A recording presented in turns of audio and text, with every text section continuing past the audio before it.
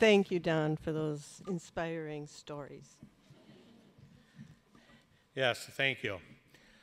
On behalf of Mom and the family, we would like to thank the Hub Club for recognizing her for the hard work she does do. She likes to stay behind the scenes, but she knows what has to get done. And her and Dad belong to this organization. She is a hard worker and does not want to be recognized. She just knows what has to be done. As long as I can remember, she liked the farm life.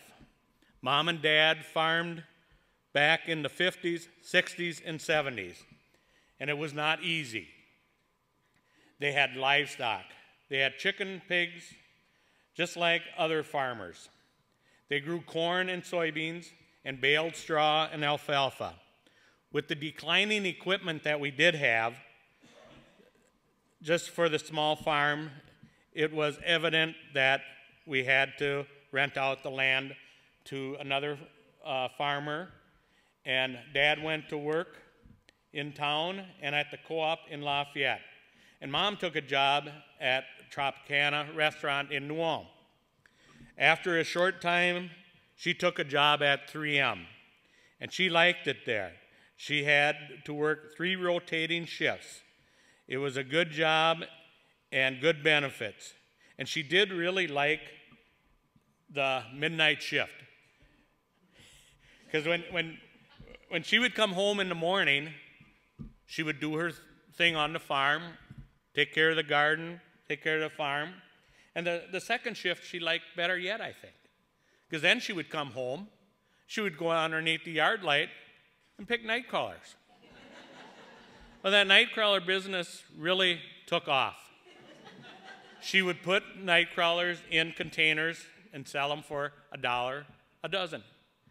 We had an old wash house beside our house that had a refrigerator. She would put them in there, and it would be on your honor. People would come and put a buck in and take a dozen. Sometimes they even got calls to, hey, I need 5 dozen instead. So she would do that. And with this job, as the night crawlers, they would buy all the animals and oriental animals, cement animals that were always on their yard between St. George and Klossner. She even has some of them in New Ulm yet. And they really like doing that. So that's what I remember the most. She also kept a groomed yard, and Dad would do the mowing, and they would place the cement statues all around the yard. The vegetable garden was huge, and we would grow a lot of potatoes. She had a big flower garden and put flowers all around all the buildings on the farm, and it was mostly weed-free. She really has a green thumb. She also did a lot of refinishing furniture. She would do it for family members and other people.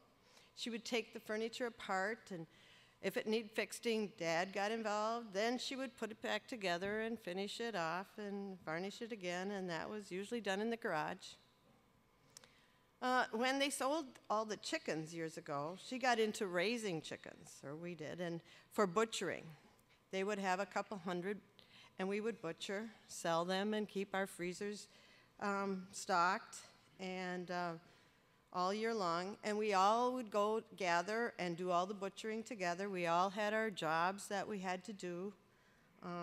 And raising chickens, then came the varmints with raising chickens. These varmints were always after the chickens. And Dad would have his shotgun ready, but mostly Mom would have her traps ready. So to this day, she still has her traps ready. They often did babysitting for the grandkids too. And the grandkids loved going out to the farm, and they had the reign of the farm, and they played all kinds of stuff in the woods, and Mom and Dad did a lot for them.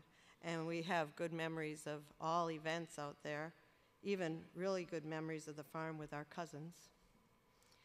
She was a very good cook too, or is a very good cook. She would make the best sauerkraut, German potato salad, soups, hot dishes and schiff noodles. I don't know if anybody knows what schiff noodles are, but we all do.